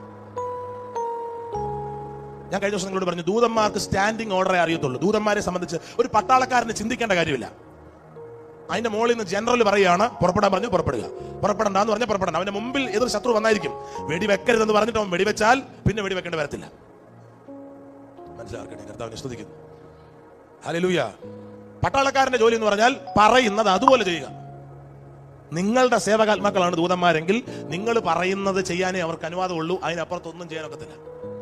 അതുകൊണ്ടാണ് ഇംഗ്ലീഷ് ബൈബിളിൽ ഒരു വാക്യമുണ്ട്, angels excel in strength at the voice of thy word എന്നാണ്. ദൈവവചനത്തിന്റെ ശബ്ദം കേൾക്കുമ്പോൾ ദൂതന്മാർ ബലപ്പെടുമെന്ന്. അങ്ങനെയാണെന്ന് എനിക്ക് അതിന്റെ എക്സാക്ട് മലയാളം വാക്യം അറിയത്തില്ല.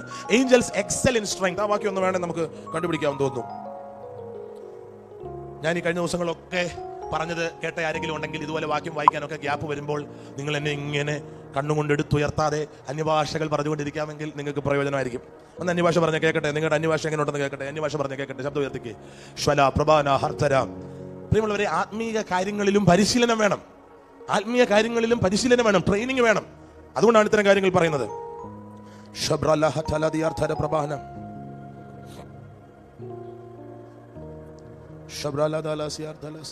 സങ്കീർത്തനം 103:20. സങ്കീർത്തനം 103:20. എല്ലാ അറ്റവും മുറിയൊക്കെ കൊടുത്തു കഴിഞ്ഞാൽ സോഫ്റ്റ്വെയർ ഉള്ളതുകൊണ്ട് നമുക്ക് വേദോസ്തം ഒന്നും വായിക്കാൻ സമയമില്ലെങ്കിലും ഈസ് ദാറ്റ് ഏഞ്ചൽ സ്ട്രെങ്ത് എന്നൊക്കെ കൊടുത്തു കഴിഞ്ഞാൽ ബാക്കി അത് പറഞ്ഞു തരും. ഈ ദിവസങ്ങളിൽ ഞാൻ ആഗ്രഹിക്കുകയാണ്, പ്രിയമുള്ളവരെ, നിങ്ങൾക്കറിയാമോ 1200 അധ്യായങ്ങളിൽ താഴെ ഉള്ളൂ നമ്മുടെ ബൈബിളിൽ. 1200 അധ്യായങ്ങളിൽ താഴെ. നിങ്ങൾ 12 അധ്യായം വെച്ച് ഒരു ദിവസം വായിക്കാൻ നിശ്ചയിച്ചാൽ 100 ദിവസം കൊണ്ട് ഹോൾ ബൈബിൾ വായിച്ചു തീരും. അപ്പൊ നിങ്ങൾ 365 ദിവസം ഉണ്ടെങ്കിൽ മിനിമം 3 തവണയിൽ കൂടുതൽ ഹോൾ ബൈബിൾ വായിച്ചു തീർക്കാൻ നിങ്ങൾക്ക് സാധിക്കും. ഇനി വേണ്ട, 6 അധ്യായം വെച്ച് വായിച്ചാൽ പോലും 2 തവണയെങ്കിലും ഒരു വർഷം കൊണ്ട് വേദപുസ്തകം വായിച്ചു തീർക്കാനുള്ള സമയം നമ്മുടെ മുൻപിലുണ്ട്. അതുകൊണ്ട് ഈ ദിവസങ്ങളിൽ മനസ്സ് പുതുകുന്നവനെ രൂപാന്തരമുള്ളൂ. നീ ഇന്നിരിക്കുന്ന രൂപത്തിൽ തന്നെ, ഇപ്പൊ ഞാൻ ഇവിടെ ഇരിക്കുന്നത് ഈ മോനെ ഈ കോട്ടിൽ ഈ രൂപത്തിൽ തന്നെ 2 കൊല്ലം കഴിഞ്ഞും കാണുന്നുണ്ടെങ്കിൽ ഞാൻ അവൻ്റെ അപ്പനെ അമ്മയും വിളിക്കും, അവർക്ക് വേണ്ടി ആദ്യം പ്രാർത്ഥിക്കും, പിന്നെ അവന് വേണ്ടി പ്രാർത്ഥിക്കും. എല്ലാവരുടെയും രൂപത്തിന് അന്തരം വരും, മാറ്റം വരും, വളർച്ചയുണ്ടാകും. വളർച്ച വരുന്നത് എപ്പോഴാണ്? മനസ്സ് പുതുകുമ്പോഴാണ് വളർച്ച വരുന്നത്. ഇവിടെ കിട്ടുന്ന രാമൻ പറഞ്ഞാട്ടെ, നിങ്ങൾ എത്ര പേർക്കറിയാം നിങ്ങളുടെ ആത്മാവ് പെർഫെക്റ്റ് ആണെന്ന്? എത്ര പേർക്കറിയാം നിങ്ങളുടെ ആത്മാവിന് ഇനി വളരാനൊന്നും കഴിയത്തില്ല? ക്രിസ്തുവിൽ ആ ഒരു തികവുള്ള അകത്തെ മനുഷ്യനായി നിങ്ങളുടെ ആത്മമനുഷ്യൻ മാറിക്കഴിഞ്ഞു. എന്നാൽ നിങ്ങളുടെ ദേഹിയിലാണ്, ഒരു ദേവദാസൻ ഇങ്ങനെയാണ് പഠിപ്പിച്ചത്, അദ്ദേഹം പറഞ്ഞത്, നിങ്ങളുടെ ആത്മാവ് രക്ഷിക്കപ്പെട്ടു. പറഞ്ഞേ, പെട്ടു എന്നല്ല, രക്ഷിക്കപ്പെട്ടു. നിങ്ങളുടെ ശരീരം രക്ഷിക്കപ്പെടും. എപ്പോൾ രക്ഷിക്കപ്പെടും? അവൻ മടങ്ങി വരുമ്പോൾ രക്ഷിക്കപ്പെടും. നിങ്ങളുടെ ദേഹി, നിങ്ങളുടെ മനസ്സോ അത് രക്ഷിക്കപ്പെട്ടുകൊണ്ടേയിരിക്കുകയാണ്, ദിനംപ്രതി രൂപാന്തരപ്പെട്ടുകൊണ്ടേയിരിക്കുകയാണ്. നിങ്ങളുടെ ജീവിതം എവിടെ എത്തുമെന്നുള്ളത് നിങ്ങളുടെ മനസ്സിന്റെ കണ്ടന്റിനെ ബേസ് ചെയ്തായിരിക്കും. പറഞ്ഞാട്ടെ, 2 ലിവർ ഉള്ളത് കൊണ്ടാണോ ചില ആളുകൾ നമ്മളെക്കാൾ വിജയികളായിട്ട് മാറുന്നത്? അവർക്ക് ബാക്കപ്പിന് ഒരു ഹൃദയം കൂടെ ഈ നമ്മുടെ വാരിയലിന്റെ സൈഡിൽ ഒരു എക്സ്ട്രാ ഹൃദയം കൊടുത്തിട്ടുള്ളതുകൊണ്ടാണോ വേറെ ചില ആളുകൾ നമ്മളെക്കാൾ ഒത്തിരി മുമ്പിൽ എത്തുന്നത്? എല്ലാവർക്കും 24 മണിക്കൂറേ ഉള്ളൂ. എല്ലാവരും ഏറെക്കുറെ നമ്മളെ പോലൊക്കെ തന്നെയാണ്. പിന്നെ ചെറിയ ചില കാര്യങ്ങളിൽ, ഇപ്പൊ നിങ്ങൾക്ക് 6 അടിയിൽ താഴെയാണ് ഉയരമെങ്കിൽ ചിലപ്പോൾ നിങ്ങൾക്ക് ഒരു മൈക്കിൾ ജോർഡനെ പോലെ ബാസ്കറ്റ് ബോൾ ഒന്നും കളിക്കാൻ കഴിഞ്ഞില്ലെന്ന് വന്നേക്കാം. പക്ഷേ ഏതാണ്ട് എല്ലാ കാര്യങ്ങളും ഏറെക്കുറെ ഒരുപോലെയാണ്. നമ്മളുടെ മനസ്സിൽ എന്താണ് നമ്മൾ നിറച്ചു വെച്ചിരിക്കുന്നത് എന്നതിന്റെ അടിസ്ഥാനത്തിലാണ് നമ്മുടെ ജീവിതം ഏത് ദിശയിൽ പോകുമെന്നത് നിർണ്ണയിക്കപ്പെടുന്നത്. അതുകൊണ്ട് നിങ്ങളുടെ മനസ്സ് മുഴുവൻ വചനം കൊണ്ട് നിറയ്ക്കാവുന്നുണ്ടെങ്കിൽ നീ തിരിയുന്നിടത്തെല്ലാം സൂപ്പർ നാച്ചുറൽ ആയിരിക്കും. കാരണം ഹൃദയത്തിലെ നല്ല നിക്ഷേപത്തിൽ നിന്നാണ് വായിലൂടെ വാക്കുകൾ പുറത്തു വരുന്നത്. നിങ്ങളുടെ ചിന്തയാണ്, എന്റെ കൂടെ ചേർത്ത് പറഞ്ഞു, എന്റെ ചിന്തയാണ് എന്റെ വാക്കുകളെ നിശ്ചയിക്കുന്നത്. എന്റെ വാക്കുകളാണ് എന്റെ ഭാവിയെ നിശ്ചയിക്കുന്നത്. ഒന്നുകൂടെ പറയാം, എന്റെ ചിന്തകളാണ് എന്റെ വാക്കുകളെ നിശ്ചയിക്കുന്നത്. എന്റെ വാക്കുകളാണ് എന്റെ ഭാവിയെ നിർണ്ണയിക്കുന്നത്. നിങ്ങൾ ഹൃദയത്തിൽ സംശയിക്കാതെ ഈ മലയോട്, എന്നാ വലിയ മലയാന്ന് പറഞ്ഞാൽ അത് അവിടെ തന്നെ ഇരിക്കും. എന്നാൽ ഈ മലയോട് നീങ്ങി കടലിൽ ചാടിപ്പോക എന്നു പറഞ്ഞാൽ, അപ്പൊ ഒരു പറച്ചിലിനപ്പുറത്ത് ഏറ്റവും വലിയ പ്രതികൂലത്തെ തകർത്തെറിയാനുള്ള പവർ നിന്നിൽ ദൈവം നിക്ഷേപിച്ചിട്ടുണ്ടെന്നല്ലേ അതിന്റെ അർത്ഥം? ചേർന്ന് പറഞ്ഞ, മനസ്സ് പുതുക്കുക, ജീവിതം പുതിയതാക്കുക. ജീവിതം പുതിയതാകാൻ ആഗ്രഹിക്കുന്നുണ്ടോ? ആൽബർട്ട് ഐൻസ്റ്റീൻ പറഞ്ഞിട്ടുണ്ട്, ഒരേ കാര്യം ആവർത്തിച്ച് ചെയ്യുകയും വ്യത്യസ്ത റിസൾട്ട് പ്രതീക്ഷിക്കുകയും ചെയ്യുന്നതാണ് ഭ്രാന്തിന്റെ ലക്ഷണമെന്ന്. Doing the same thing and expecting a different result is a perfect sign of insanity. നിങ്ങൾ എല്ലാ ദിവസവും സഭായോഗത്തിന് വരുന്നത് പോലെ വരുന്നു, എല്ലാ ദിവസവും ഞാൻ ചർച്ചിൽ പോകുന്നുണ്ടല്ലോ. ശരിയാണ്, നിങ്ങളൊരു കാർ ഗരാജിൽ പോകുന്നത് കൊണ്ട് കാറായി മാറത്തില്ല. അതങ്ങനെയാണോ? നിങ്ങൾ ചർച്ചിൽ വരുന്നത് കൊണ്ട് ദൈവവേദലാകത്തില്ല. നിങ്ങൾ ദൈവവേദലാകണമെങ്കിൽ നിങ്ങൾ യേശുവിൽ വിശ്വസിക്കണം, അവനെ പിൻപറ്റണം, അവന്റെ ആത്മാവിനാൽ നയിക്കപ്പെടണം. അപ്പോഴാണ് നിങ്ങൾ ദൈവവേദല. ഞാൻ നിങ്ങളെ പൊളിക്കുകയല്ല കേട്ടോ. ഈ ലോകത്തിലേക്ക് ഏറ്റവും കുഴപ്പം പിടിച്ച ആൾക്കാരാണ് നിങ്ങളെന്നുള്ള രീതിയിൽ ഒന്നും പറയല്ല. പക്ഷേ കറക്ഷൻ ആവശ്യമുണ്ട് ചില കാര്യങ്ങളിൽ. ഒരു കുട്ടിയെ അവന്റെ അപ്പനും അമ്മയും കറക്റ്റേ ചെയ്യുന്നില്ല, വഴക്ക് പറയുന്നില്ല, അടിക്കുന്നില്ല, പഠിക്കണമെന്ന് പറയുന്നില്ല, ഒന്നും ചെയ്യുന്നില്ല. 2 കാരണങ്ങളാണ് ഉണ്ടാകാൻ സാധ്യത. ഒന്നുകിൽ അവനൊരു മിടുക്കനാണ്, അവൻ ഇതിന്റെ ഒന്നും ആവശ്യമില്ല. അല്ലെങ്കിൽ പറഞ്ഞിട്ട് കഥയില്ല എന്ന് മനസ്സിലായിട്ട് അവനെ ഉപേക്ഷിച്ചു.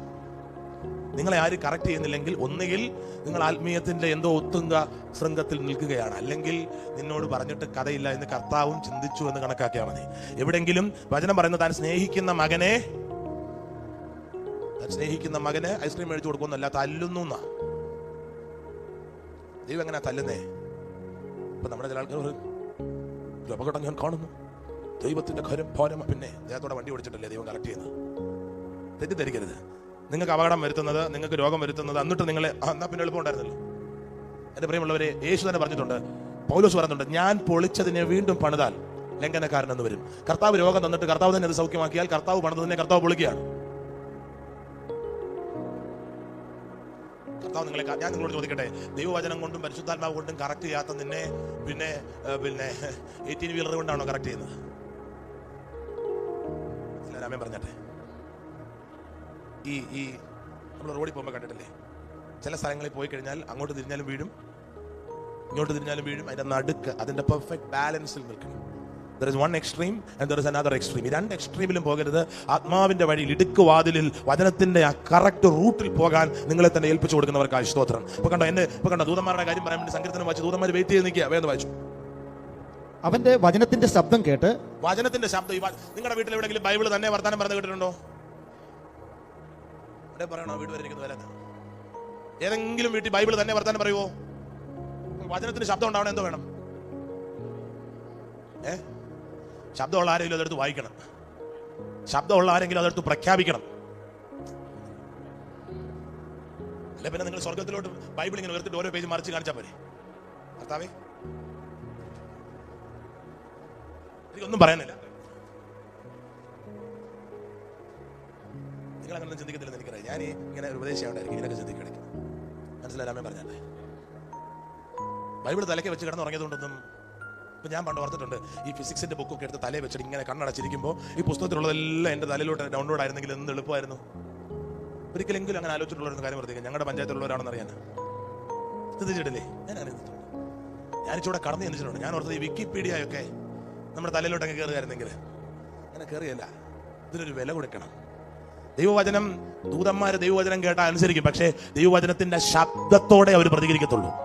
ദൈവവചനത്തിന്റെ അത് ഓഡിയോ ബൈബിൾ ഇട്ടാ പോലെ പാസ്റ്ററെ. പണ്ടൊരാളോട് പറഞ്ഞ പോലെ ചന്ദ്രമണ്ഡലത്തിൽ കപ്പയിട്ടോ ഞാൻ മലയാളി. മനസ്സിലായാലും പറഞ്ഞ നമ്മൾ ഏത് തരം കുറുക്ക് വഴി കിട്ടുമോ? നിങ്ങൾ കണ്ടിട്ടില്ലേ, ചിലടത്ത് മേടിക്കാൻ കിട്ടും. ഈ ബൈബിൾ വചനം എഴുതിയ കാർഡ് ഉണ്ട്. അതിങ്ങനെ ഒരു ഡെപ്പിക്കകത്ത് ഇങ്ങനെ അടച്ചു വെച്ച് രാവിലെ ആകുമ്പോൾ കുളിച്ച് പല്ലൊക്കെ ചെയ്തിട്ട് വന്ന് ചീത്തം കൂടെ തുറക്കും. ഞാൻ 3ാം ക്ലാസ്സിൽ പഠിക്കുമ്പോൾ എനിക്ക് കിട്ടിയ വാഗ്ദത്ത വചനമായി. ഈ കാർഡാണല്ലോ എടുക്കുന്നത്, നിന്റെ സന്തതി ഭൂമി വിലപ്പെട്ടിരിക്കുന്നു. 3ാം ക്ലാസ്സിൽ പഠിക്കുന്നേ ഉള്ളൂ. ഞാൻ പറഞ്ഞത് വെച്ച് വേറൊരു കാർഡ് തരാൻ പറഞ്ഞു. സന്തതി വിലപ്പെടാൻ ഞാൻ ഗതി പിടിക്കുമെന്ന് അറിയണമല്ലോ, എന്നിട്ടല്ലേ സന്തതി വിലപ്പെടുന്നത്. ഹല്ലേലൂയ.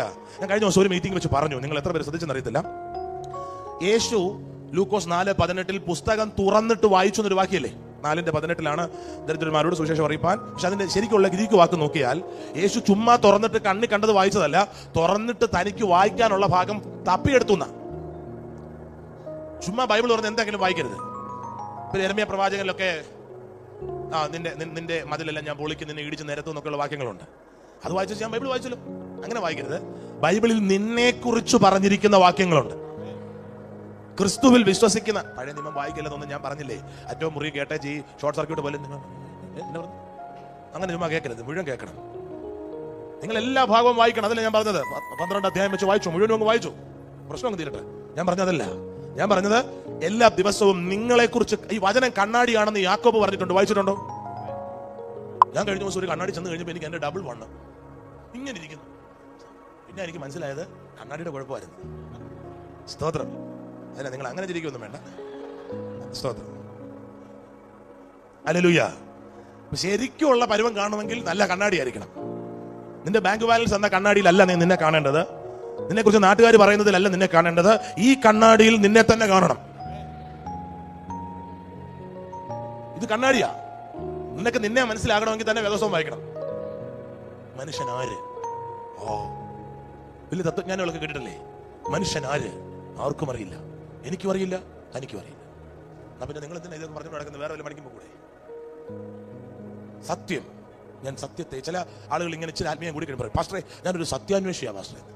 ഞാൻ പറയും നിങ്ങൾക്ക് എന്തോ കുഴപ്പമുണ്ട്. ഞാൻ സത്യം അന്വേഷിച്ചല്ല, ഞാൻ സത്യം കണ്ടെത്തി. ഞാൻ തന്നെ വഴിയും ഞാൻ തന്നെ സത്യവും ഞാൻ തന്നെ ജീവനും എന്ന് പറയുന്ന ആളെ 11-ാം വയസ്സിൽ ഞാൻ കണ്ടെത്തിയതാണ്. അതുകൊണ്ട് ഇനി ഞാൻ അന്വേഷിക്കാനൊന്നും പോകത്തില്ല. എനിക്ക് ആളെ പിടികിട്ടി. ഹല്ലേലൂയ. പിടികിട്ടുന്നവർക്കായിട്ട് ഞാൻ കർത്താവിനെ സ്തുതിക്കുന്നു. സന്തോഷമുള്ളവർക്കായിട്ട് കർത്താവിനെ സ്തുതിക്കുന്നു. നമ്മൾ ദൂതന്മാരെ നമ്മൾ ഇവിടെ തന്നെ നിർത്തിയിരിക്കുക. അവന്റെ വചനത്തിന്റെ ശബ്ദം കേട്ട് അവന്റെ ആജ്ഞ അനുസരിക്കുന്ന വീരന്മാരായി അവന്റെ ദൂതന്മാരായുള്ളവരെ. ഇംഗ്ലീഷ് ബൈബിളിൽ കൊടുത്തിരിക്കുന്നത് bless the Lord ye his angels that excel in strength that do his commandment hearkening unto the voice of the word എന്നാണ്. ദൈവവചനത്തിന്റെ ശബ്ദം കേൾക്കുമ്പോഴാണ് they excel in their strength. ഇപ്പൊ കൊമ്പനാനയ്ക്ക് ബലം ഉണ്ടെന്നുള്ളത് നമുക്ക് പൊതുവിൽ അറിയാമെങ്കിലും വലിയൊരു വലിയൊരു മരം ഒരു കൊമ്പനാന തള്ളി മറിച്ചിടുമ്പോൾ നമ്മൾ പറയത്തില്ലേ, ഹൂ എന്നെ ബലമായി ആനയ്ക്ക് എന്ന് പറഞ്ഞ പോലെ നിങ്ങളുടെ കൂടെ ഉള്ള ദൂതൻ എന്ന് പറഞ്ഞാൽ ചുമ്മാ ഇങ്ങനെ അതിലോട്ട് ഇടയ്ക്ക് ഇങ്ങനെ അങ്ങോട്ടും ഇങ്ങോട്ടും പറഞ്ഞു നടക്കുകയല്ല. നിങ്ങളുടെ കൂടെ ഉള്ള ദൂതന് ശക്തി ഉണ്ടെന്ന് മനസ്സിലാകണമെങ്കിൽ വാ തുറന്ന് വചനം പറയണമെന്ന്. Hallelujah, hallelujah. ചേർന്ന് പറഞ്ഞ മനസ്സ് പുതുക്കുക, രൂപാന്തരപ്പെടുക. ഹല്ലേലൂയ. അപ്പൊ ഈ പറയുന്ന കാര്യങ്ങളെല്ലാം, ഞാൻ ഈ കാര്യങ്ങളെല്ലാം പല മേഖലകളെ തൊട്ടാണ് പോകുന്നത്. നമുക്ക് സമയത്തിന്റെ പരിമിതി ഉള്ളത് കൊണ്ടുകൂടെയാണ് ഞാൻ ഇങ്ങനെ ചാടി പോകുന്നത്. കവുങ്ങിൽ നിന്ന് തെങ്ങിലേക്കും പ്ലാവിലേക്കും ഒക്കെ ചാടി പോകുന്നതിന്റെ കാര്യം എല്ലാം പറയാൻ പ്രേരണയുണ്ട്. പക്ഷേ പൗലോസ് പറയുന്ന പോലെ, പൗലോസ് അല്ല, എബ്രായ ലേഖന കർത്താവ് പറയുന്നത് പോലെ ഒരുപാട് വരണമെന്ന് ആഗ്രഹമുണ്ട്. സ്വീകരിക്കാൻ നിങ്ങൾക്ക് പ്രാപ്തിയില്ലെന്ന് ഞാൻ പറയുന്നില്ല. സ്വീകരിക്കാൻ നിങ്ങൾക്ക് സമയമില്ലാത്തത് കൊണ്ടും ചില ആളുകളെ ചിരിക്കുന്നത് പോലും ഞാൻ കഴിഞ്ഞ ദിവസം പറഞ്ഞ വെയിറ്റ് ആണെന്ന് എനിക്ക് തോന്നി. അതിന് ഞാൻ മാറാനായിട്ട് പ്രാർത്ഥിക്കണമെന്നായിരുന്നു. Hallelujah, hallelujah. ഇപ്പൊ കോട്ടയത്തും തിരുവനന്തപുരത്തൊക്കെ ലാഫിംഗ് ക്ലബ് ഉണ്ട്. ലാഫിംഗ് ക്ലബ് ചില രോഗം മാറാൻ വേണ്ടിയിട്ട് അവരെല്ലാവരും നല്ല AC കകത്ത് കസേരയിട്ട് വന്നിരുന്ന് ചുമ്മാ ചിരിക്കുക. ഹല്ലേലൂയ. ഇപ്പൊ ചിരിച്ചില്ലെങ്കിൽ അവിടെ പോയിരുന്ന് ചിരിക്കേണ്ടി വരും. അതിലും നല്ലത് ആത്മാവി ചിരിക്കുന്നതാണ്. പിടികിട്ടുന്നവർക്കായിട്ട് ഞാൻ കർത്താവിനെ സ്തുതിക്കുന്നത്. അപ്പൊ ഞാൻ പറഞ്ഞു വന്നത്, നിങ്ങളിപ്പം വായിച്ച വചനത്തിലെല്ലാം കാണുന്ന, ഞാൻ റോമാലേഖനത്തിന്റെ വാക്യം കൂടെ പെട്ടെന്നൊന്ന് വായിച്ചിട്ട് പ്രാർത്ഥിച്ചോളാം. ചില ദിവസങ്ങളിൽ ആത്മാവ് നമ്മളെ വചനത്തിലായിരിക്കും നടത്തുന്നത്. വചനം പറയുമ്പോൾ പറയും അഭിഷേകം ഇല്ലാതെന്ന് പറയും, അഭിഷേകം ഉണ്ടെങ്കിൽ പറയും വചനം ഇല്ലാതെന്ന് പറയും. ഇത് രണ്ടും കൂടെ ഉണ്ടായെന്ന് പറയും വേറെ എന്തെങ്കിലും കണ്ടുപിടിക്കും വരും. ഇത് രണ്ടും കൂടെ ഉണ്ടായിരുന്ന പറയും സമയം നീണ്ടുപോയെന്ന് പറയും. സമയം നീണ്ടുപോയില്ലേ പറയും പെട്ടെന്ന് നിർത്തിയെന്ന് പറയും.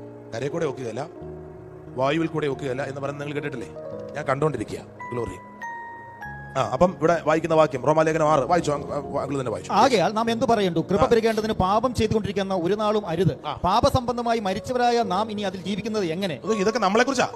ഇനി പാപത്തിൽ ജീവിക്കാൻ ഒക്കാത്തതുപോലെ പാപസംബന്ധമായിട്ട് മരിച്ചു. എവിടെ മരിച്ചത്? താപ്പോട്ട് വായിച്ചാൽ കാണാം. വായിച്ചു. അല്ല, യേശുക്രിസ്തുവിനോട് ചേരുവാൻ സ്നാനമേറ്റവരായ നാം എല്ലാവരും. സ്നാനമേറ്റവരെന്ന് കരം ഉയർത്തിക്കേ. കടം മാറാനല്ല സ്നാനം വെക്കുന്നത്, രോഗം മാറാനല്ല സ്നാനം വെക്കുന്നത്, യേശുക്രിസ്തുവിനോട് ചേരാനാണ് സ്നാനം വെക്കുന്നത്. അപ്പൊ അങ്ങനെയാണെങ്കിൽ അതിന്റെ ഗുഡ് ന്യൂസ് എന്താ? യേശുക്രിസ്തുവിനോട് ചേർന്നു എന്നുള്ളതാ. ഞാൻ യേശുക്രിസ്തുവിനോട് ചേർന്നു എന്ന വെളിപ്പാട് കിട്ടിയാൽ ഇങ്ങനൊന്നും അല്ല ആരാധിക്കുന്നത്. ഇപ്പൊ ചില ആളുകൾ സകലത്തെയും സൃഷ്ടി ചെയ്തവനെന്ന് പാടുമ്പോൾ, കാരണം ഈ സംഭവം കത്തിയിട്ടില്ല. വായിച്ചു. അല്ല, യേശുക്രിസ്തുവിനോട് ചേരുവാൻ സ്നാനമേറ്റവരായ നാം എല്ലാവരും അവന്റെ മരണത്തിൽ പങ്കാളികളാകുവാൻ സ്നാനമേറ്റിരിക്കുന്നു എന്ന് നിങ്ങൾ അറിയുന്നില്ലയോ? അടുത്ത നിങ്ങളോട് പറഞ്ഞ അറിയത്തില്ല. അതല്ലേ സത്യം അല്ലേ? അറിയുന്നില്ലയോ എന്ന് ചോദിച്ചാൽ അതിന്റെ അർത്ഥം അറിയത്തില്ല. വായിച്ചു. അങ്ങനെ നാം അവന്റെ മരണത്തിൽ പങ്കാളികളായി തീർന്ന സ്നാനത്താൽ അവനോടുകൂടെ കുഴിച്ചിടപ്പെട്ടു. അപ്പൊ എപ്പോഴാണ് മരണത്തിൽ പങ്കാളിയായത്? സ്നാനത്താൽ. അത് സംഭവിച്ചതാണോ? സംഭവിക്കാൻ പോകുന്നതാണോ? ക്രിസ്തുവിൽ സംഭവിച്ചതുണ്ട്, സംഭവിച്ചുകൊണ്ടിരിക്കുന്നതുണ്ട്, സംഭവിക്കാൻ പോകുന്നതുകൊണ്ട്. ഇതിന്റെ വ്യത്യാസം മനസ്സിലായാൽ തന്നെ ക്രിസ്തീയ ജീവിതം ജയകരമായിരിക്കും. ഒന്നുകൂടെ പറയാം. ക്രിസ്തുവിൽ സംഭവിച്ചു കഴിഞ്ഞ കാര്യങ്ങളുണ്ട്, സംഭവിച്ചുകൊണ്ടിരിക്കുന്ന കാര്യങ്ങളുണ്ട്, സംഭവിക്കാൻ പോകുന്ന കാര്യങ്ങളുണ്ട്. ഇത് മൂന്നും വ്യക്തമായി മനസ്സിലായില്ലെങ്കിൽ നമ്മൾ സംഭവിക്കാൻ പോകുന്നത് സംഭവിച്ചു എന്ന് പറയും, സംഭവിച്ചത് സംഭവിച്ചിട്ടേ ഇല്ല എന്ന് പറയും. ആകെ മൊത്തം പ്രശ്നമാകും. ചില ആൾ പറഞ്ഞു കേട്ടല്ലേ, കർത്താവേ യെപ്പേസിനെ പോലെ നീ എന്നെ അനുഗ്രഹിച്ച് എന്റെ ആതിരുകളെ ഒന്ന് വിശാലമാക്കണമേ. അത് അവിടെ മാത്രം വായിക്കുന്നുണ്ടാണ്. പുതിയ നിയമത്തിൽ എഴുതിയിട്ടുണ്ട്, സ്വർഗത്തിലെ സകല ആത്മീക അനുഗ്രഹത്താലും നിങ്ങളെ ക്രിസ്തുവിൽ അനുഗ്രഹിക്കാൻ മാർച്ച് മാസം 10-ാം തീയതി ഒരു സാധ്യതയുണ്ടെന്നല്ല, നിങ്ങളെ ക്രിസ്തുവിൽ അനുഗ്രഹിച്ചിരിക്കുന്ന. ഒന്നുകൂടെ, സ്വർഗത്തിലെ സകല ആത്മീക അനുഗ്രഹത്താലും, അനുഗ്രഹിക്കാൻ പോകുന്നല്ല, അനുഗ്രഹിച്ചേക്കുമെന്നല്ല, അനുഗ്രഹിച്ചിരിക്കുന്ന. ചേർന്ന് പറഞ്ഞാൽ അനുഗ്രഹിക്കപ്പെട്ടിരിക്കുകയാണ്. പറഞ്ഞ അനുഗ്രഹിക്കപ്പെട്ടിരിക്കുകയാണ്. നിന്നെ ഒരു ശാപത്തിന്റെ മെന്റാലിറ്റിയിലേക്ക് സാത്താൻ കൊണ്ടുപോകരുത്. നീ എന്റെ ജീവിതത്തിൽ ഒന്നും രക്ഷപ്പെടുന്നില്ല, ഗതി പിടിക്കുന്നില്ല, ഞാൻ ശാപത്തിലാണ്, വല്യമ്മയുടെ മേലുള്ള ആഭിചാരം എന്റെ മേലും ഉണ്ടെന്നൊക്കെ സാത്താൻ നിന്നോട് നുണ പറയുമ്പോൾ വചനം എന്ന കണ്ണാടി എടുത്ത് സ്വയം നോക്കിയിട്ട് പറയണം, അല്ല, ഞാൻ അനുഗ്രഹിക്കപ്പെട്ടിരിക്കുകയാണ്, ഞാൻ അനുഗ്രഹിക്കപ്പെട്ടവനാണ്. ഹല്ലേലൂയ പറഞ്ഞാട്ടെ. അപ്പൊ നിങ്ങൾ അവന്റെ സ്നാനത്താൽ അവരോട് കൂടെ മരിക്കാൻ പോവല്ല, മരിച്ചിരിക്കുക. വായിച്ചു. സ്നാനത്താൽ അവനോടുകൂടെ കുഴിച്ചിടപ്പെട്ടു. മരിക്കുക മാത്രമല്ല, ഞങ്ങൾ കുഴിച്ചു വിട്ടു. വായിച്ചു. ക്രിസ്തു മരിച്ചിട്ട് പിതാവിന്റെ മഹിമയാൽ ജീവിച്ചെഴുന്നേറ്റതുപോലെ നാമും ജീവന്റെ പുതുക്കത്തിൽ നടക്കേണ്ടതിന് തന്നെ. ഇതൊക്കെ എന്തിനാ ചെയ്തത്? നിങ്ങളെല്ലാം ഞായറാഴ്ച ആരാധനയ്ക്ക് പുറകിൽ വന്നിരുന്ന് ഉറങ്ങേണ്ടതിന് തന്നെ എന്നാണോ? പിന്നെ ക്രിസ്തു മരിച്ചിട്ട് പിതാവിന്റെ മഹിമ അവന്റെ മേൽ ഇറങ്ങി അവൻ ജീവിച്ചെഴുന്നേറ്റില്ലേ? അതുപോലെ നിങ്ങൾ ഡെയിലി കുവൈറ്റിൽ കൂടെ നടക്കാൻ, ജീവന്റെ പുതുക്കത്തിൽ നിങ്ങൾ നടക്കാനാണ് സ്നാനത്തിൽ നിങ്ങൾ അവനോട് കൂടെ മരിച്ചതെന്ന്. കർത്താവ് 2-3 ആമേനോട് എക്സ്ട്രാ കിട്ടാൻ എന്തെങ്കിലും വഴി? ഒന്നുകൂടെ, ക്രിസ്തു മരിച്ചിട്ട് പിതാവിന്റെ മഹിമയാൽ ജീവിച്ചെഴുന്നേറ്റതുപോലെ ഞാനും ജീവന്റെ പുതുക്കത്തിൽ നടക്കേണ്ടതിന് തന്നെ. അതാ പൗലോസ് പറഞ്ഞത്, എന്റെ പുറത്തെ മനുഷ്യൻ ക്ഷയിക്കുന്നു എങ്കിലും എന്റെ അകത്തെ മനുഷ്യൻ നാൾക്ക് നാൾ പുതുക്കം പ്രാപിക്കുകയാണ്. ഇത് പൗലോസിന് മാത്രമുള്ള അനുഭവമല്ല, ക്രിസ്തുവിൽ വിശ്വസിക്കുന്ന ഓരോ ദൈവ പൈതലിലും ഇതുണ്ട്. ആമേൻ, ആമേൻ. പക്ഷെ ഈ പറയുന്നതെല്ലാം കേവലം തത്വശാസ്ത്രമായി മാത്രം ഒതുങ്ങും എപ്പോൾ നിങ്ങൾ പരിശുദ്ധാത്മാവിനെ കൂടാതെ ഇവയെ സമീപിച്ചാൽ. ഈ ആത്മീക അനുഭവങ്ങളെല്ലാം നിങ്ങളുടെ ജീവിത യാഥാർത്ഥ്യമായി മാറുന്നത് പരിശുദ്ധാത്മാവിനോട് ചേർന്ന് നടക്കുമ്പോഴാണ്. പരിശുദ്ധാത്മാവിനോട് പറയണം, കർത്താവേ, വചനത്തിന്റെ മർമ്മങ്ങളെ എനിക്ക് ഗ്രഹിപ്പിച്ചു തരണമേ, അതിന്റെ വെളിച്ചത്തിൽ ജീവിക്കുവാനുള്ള കൃപ എനിക്ക് തരണം. ഞാൻ അടുത്ത ദിവസങ്ങളിൽ സമയം അനുവദിക്കുന്നത് പോലെ അത്തരം വിഷയങ്ങളെയൊക്കെ തൊടാം. ചേർത്ത് പറഞ്ഞ ജീവന്റെ പുതുക്കത്തിൽ നടക്കേണ്ട, ഈ നടക്കുക എന്ന് പറഞ്ഞാൽ ജീവിക്കുക എന്ന ഉദ്ദേശത്തിനെയാണ് നടക്കേണ്ടതിന് എന്നൊക്കെ പറയുന്നത്. ജീവിക്കുക, ടു ലിവ് എന്ന അർത്ഥത്തിലാണ്. ചേർത്ത് ആമേൻ പറഞ്ഞാട്ടെ. നിങ്ങൾ അക്ഷരത്തിന്റെ പഴക്കത്തിലല്ല ജീവിക്കുന്നത്, ആത്മാവിനാൽ ജീവന്റെ പുതുക്കത്തിലാണ് ജീവിക്കുന്നത്. ഹല്ലേലൂയ. നിങ്ങൾ ഒരു ഉദ്ധരണി പോലെ അല്ല ഈ വചനത്തെ സമീപിക്കുന്നത്. നിങ്ങൾ എത്ര പേർക്കറിയാം, നിങ്ങൾ ഇത് വായിക്കുമ്പോൾ ഈ അക്ഷരം നിന്റെ ആത്മാവിൽ ചെന്നിട്ട് പരിശുദ്ധാത്മാവാണ് ഇത് നിന്റെ ഉള്ളിൽ ജീവനായി രൂപാന്തരപ്പെടുത്തുന്നത്. മനസ്സിലായി. ഒന്നുകൂടെ. അക്ഷരം കൊല്ലുന്നു. അക്ഷരമായി തന്നെ. ഞാൻ ചോദിക്കട്ടെ, ന്യായപ്രമാണം നിങ്ങളെ കൊല്ലുമെങ്കിൽ പുതിയ നിയമം പരിശുദ്ധാത്മാവില്ലാതെ വായിച്ച നിന്നെ കൊന്ന് കുഴിച്ചിട്ട് അതിന്റെ പുറത്ത് ഒരു തേക്കുമരം കൂടെ നടും. മനസ്സിലാരാമൻ പറഞ്ഞിട്ട് ന്യായപ്രമാണം പാടാണ്, പുതിയ നിയമം ഡബിളിൽ പാടാണ്. ന്യായപ്രമാണത്തിൽ യോഹന്നാൻ സ്നാപകൻ പറഞ്ഞു, നല്ല ഫലം കായ്ക്കാത്തതിനെല്ലാം വിട്ട് തീയിലിടും. ഇത് കേട്ടോ പറയാണ്, എന്റെ പൊന്ന് സാറേ, ഞാൻ പ്ലാവാണ്, എന്നോട് മാവ് കായ്ച്ചില്ല, എന്നെ വെട്ടിക്കളയെന്ന് പറഞ്ഞ എന്തോ ഞാൻ വെട്ട്. മനസ്സിലാരാമൻ പറഞ്ഞാട്ടെ. ഇതുപോലെയാണ് ജന്മന കർമ്മണ വാഗ്മന ഭാവിയായ മനുഷ്യനോട് പറയാണ്, നീ നീതി കായ്ച്ചില്ലെങ്കിൽ നിന്നെ വെട്ടുമെന്ന്. എന്തോ ഞാൻ വെട്ടും. എന്നാൽ യേശു വന്നിട്ട് പ്ലാവിനോട് മാവ് കഴിക്കാൻ പറഞ്ഞില്ല. അവൻ ആദ്യം മരത്തെ മാറ്റി മാവാക്കി, എന്നിട്ട് പറഞ്ഞു, ഞാൻ നിന്റെ ഉള്ളിൽ എന്റെ ആത്മാവിനെ തന്നിട്ട് നമുക്ക് ഒരുമിച്ച് നീതിഫലം കഴിക്കാം. അവിടെ കൊണ്ട് നിർത്തുകയല്ലാതെ എനിക്ക് തരമില്ല. ഈ ക്ലോക്ക് എനിക്ക് പ്രതികൂലവും വിരോധവുമായിരിക്കുന്നു. അതുകൊണ്ട് എല്ലാവരും കരങ്ങളെ അടിച്ച് ആ കേട്ട വചനത്തെ ഒക്കെ ഒന്ന് ധ്യാനിച്ചേ.